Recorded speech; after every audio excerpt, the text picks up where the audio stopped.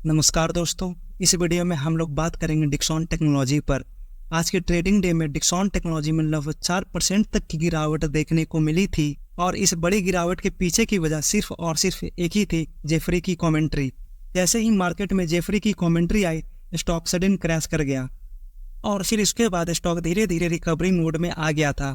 अब बात ये आती है, जेफरी ने ऐसा क्या कमेंट्री कर दिया था?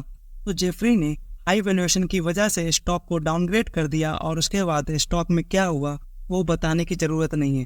तो चलिए सबसे पहले देख लेते हैं कि आखिर जेफरी ने क्या कमेंट्री किया है। तो जिसमें से सबसे पहला रीज़न आ जाता है, स्टॉक लगभग पिछले 2 महीने में 55% तक भाग चुका है। तो हम लोग ऑलरेडी जानते हैं, जब स्टॉक बहुत ज़्यादा भाग चुका होता है एक शॉर्ट टर्म में, तो एक छोटी सी कमेंट्री स्टॉक में बड़ी गिरावट लेकर आती है। और यही चीज़ डिक्सॉन में भी आज के दिन हम लोगों को देखने को मिला। और दूसरे रीजन की तरफ हम लोग देखें तो दूसरे रीजन में इसके ईपीएस और सीएजीआर का फॉरकास्ट इसके पीयर्स की तुलना में बहुत ही ज़्यादा हाई बताया है। अब बहुत लोग तो ये कहेंगे कि ये स्टॉक तो मोनोपोली है, तो इसकी कंपैरिजन किस कंपनी के साथ की जा सकती है? तो जेफरीज ने इस कंपनी की कंपैरिजन विदेशी कंपनीज के साथ की है।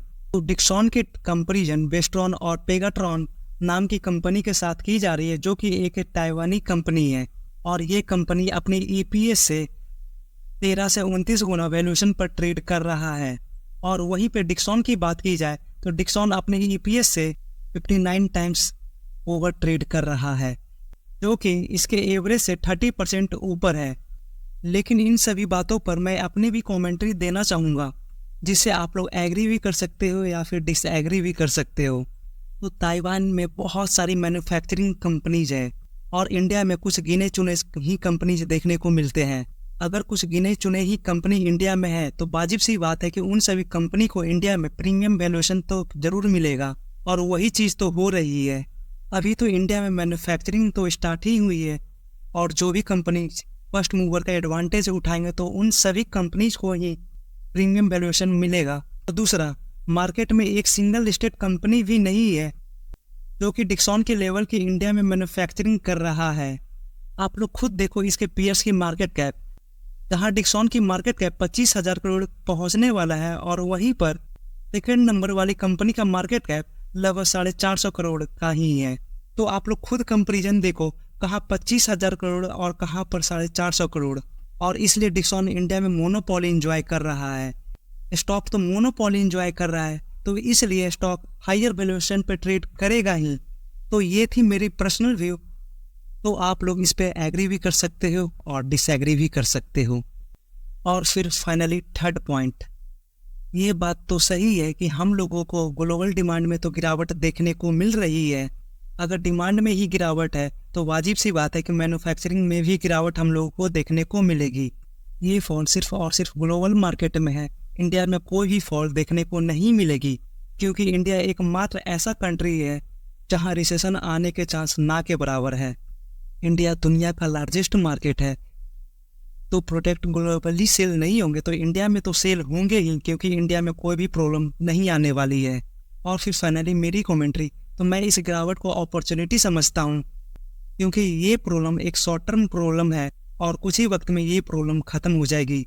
अब चलिए हम लोग कंपनी के शेयर होल्डिंग पैटर्न को देख लेते हैं, क्योंकि इतनी नेगेटिविटी के बाद शेयर होल्डिंग पैटर्न तो देखना बनता ही है। अगर हम लोग DII को देखें तो पिछले 1 सालों में DII ने 7.98% से 23.76% तक अपनी होल्डिंग लेकर चली गई है। लेकिन FII को देखें तो FII ने अपनी होल्डिंग्स को बेचा है। और फिर फाइनली पब्लिक की होल्डिंग, तो पब्लिक की होल्डिंग 42% से गिरकर 30% तक आ चुकी है। अगर सब कुछ इतना ही ख़राब था तो DII अंधाधुंध क्यों बाइंग कर रहे हैं? DII क्यों पब्लिक के हाथों से स्टेक को छीन रहे हैं? आप लोग मार्केट के बारे में एक बेसिक सी बातें जान लो। ऐसे बहुत सारे इंस्टीट्यूशन हैं जो किसी भी स्टॉक में बाइंग करने से पहले उसे डाउनग्रेड कर देते हैं, जिससे स्टॉक प्राइस टूट जाए और उसके बाद वो लोग एक बड़ी इन्वेस्टिंग करते हैं। लेकिन इन सभी के बीच में कुछ अच्छे भी ब्रोकरेज हाउस देखने को मिलते हैं जो कि एक जेन्युइन कमेंट्री देते हैं। आप लोग खुद सोचो कि एक भागता हुआ शेयर प्राइस जल्दी पब्लिक नहीं बेचते हैं, पब्लिक के हाथों से स्टेक छीना जाता है ऐसे ही डाउनग्रेड कमेंट्री देकर। वरना एक सिंगल क्वार्टर में कैसे पब्लिक के हाथों से लगभग 12% तक का स्टेक छीन सकता है कोई? और इसी के लिए ज़रूरत पड़ती है एक नेगेटिव कमेंट्री की।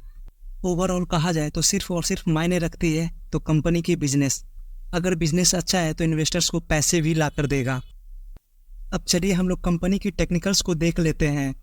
तो डिक्सॉन का शेयर प्राइस काफ़ी लंबे अरसे से इस जोन के अंदर फंसा हुआ है, लेकिन बीच में एक बार डिक्सॉन का शेयर प्राइस इस जोन को तोड़कर बाहर तो निकला था, लेकिन वापस फिर से उसी जोन में आकर ट्रैप हो चुका है। इस स्टॉक में बड़ी रैली आने के लिए कंपनी को इस जोन से बाहर निकलना बहुत ही ज़्यादा ज़रूरी है। लेकिन जो भी हो, कंपनी आज नहीं तो कल इस जोन से तो बाहर निकल ही जाएगी।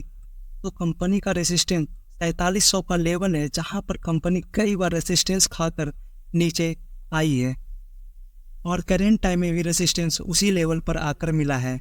और सपोर्ट की बात की जाए तो कंपनी का स्टॉक प्राइस करेंटली सपोर्ट पर ही ट्रेड कर रहा है, जो कि 4200 रुपये का है। और दूसरा सपोर्ट ये लेवल होने वाला है, जो कि 4150 रुपये है। और इसी के साथ इस वीडियो को एंड करते हैं। Thank you for watching.